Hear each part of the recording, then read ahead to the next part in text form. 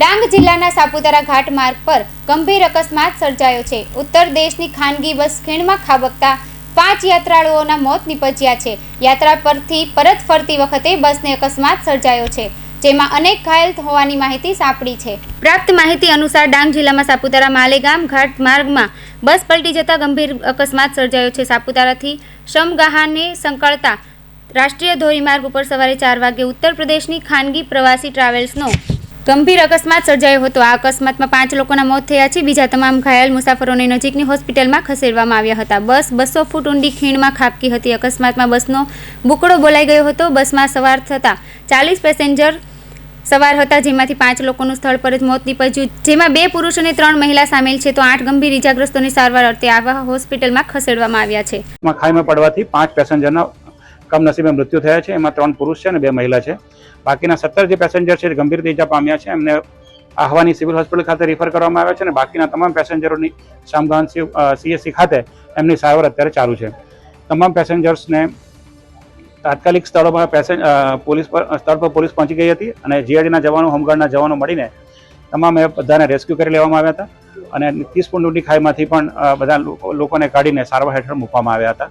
જિલ્લા વહીવટીતંત્ર તરફથી પણ તમામ જે જિલ્લાના ડૉક્ટર્સ અને મેડિકલ ટીમ છે એ કલેક્ટર સાહેબ શ્રી MI પટેલ સાહેબની સૂચનાથી તમામ ડૉક્ટર અને નર્સિંગનો જે સ્ટાફ છે એ તમામને શામગાન ખાતે હાજર રાખવામાં આવ્યા હતા, જેથી સારવાર વ્યવસ્થિત રીતે થઈ શકે એમ છે।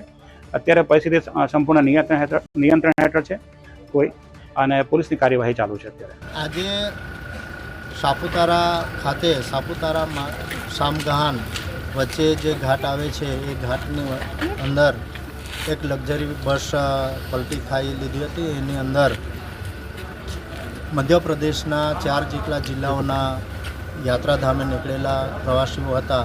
એમાંથી અહીંયા લગભગ 5 જેટલા લોકોનું મરણ થયું છે અને બાકીના લોકો ઘાયલ થયા હતા, જેમાં 20 જેટલા લોકોને અહીંથી આહવા સિવિલ હોસ્પિટલની અંદર રિફર કરવામાં આવેલા હતા।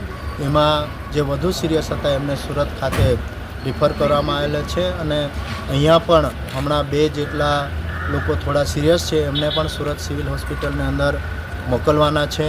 बस खाई में गिर गई, अनियंत्रित हो गए। अब ना पता उसका स्टीयरिंग फेल भाई या ब्रेक फेल भाई, हम गाड़ी में सो रहे, 5 लोगों की मौत हो गई, जो कि उसमें एक ड्राइवर था, एक हमारी बस का एजेंट था और 2 लेडीज थी। बिल्कुल हमें सब फुल तरीके से सुविधा दे रहे हैं, शासन प्रशासन और जो भी सुविधाएं हैं તે हमारे लिए सब बिल्कुल पर्याप्त मिल रही है। જોકે ઘટનાને પગલે પોલીસ અને ડિઝાસ્ટરની ટીમ ઘટના સ્થળે પહોંચી બસ નીચે દબાયેલા પ્રવાસીઓનું રેસ્ક્યુ કર્યા હતા અને બચાવ હાથ ધર્યો હતો। ઝાંસી કી રાણી નામની પ્રાઇવેટ ટ્રાવેલ્સમાં બસમાં 40થી વધુ મુસાફરો સવાર હોવાનું જાણવા મળ્યું હતું, જેમાંથી 5 મુસાફરોના મોત થયા। અન્ય મુસાફરોને નજીકની હોસ્પિટલમાં સારવાર માટે ખસેડવામાં આવ્યા હતા। મળતી માહિતી અનુસાર ઉત્તર પ્રદેશના 50 જેટલા પ્રવાસી ભરેલી બસ ઘટનામાં પલટી ગઈ હતી। કૌશિક પટેલનો રિપોર્ટ, હિન્દ ટીવી।